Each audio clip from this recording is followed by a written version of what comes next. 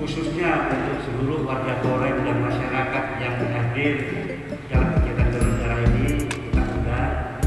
Kita punya kehormatan, kita mendapatkan kehormatan dihadiri pula oleh Bapak Kapolda yang secara khusus meluangkan waktunya untuk memberikan penghormatan kepada kita sebagai rasa solidaritas, rasa kebersamaan, dan lebih dalam lagi ingin menunjukkan bahwa sinergitas untuk negeri memang betul-betul dilaksanakan.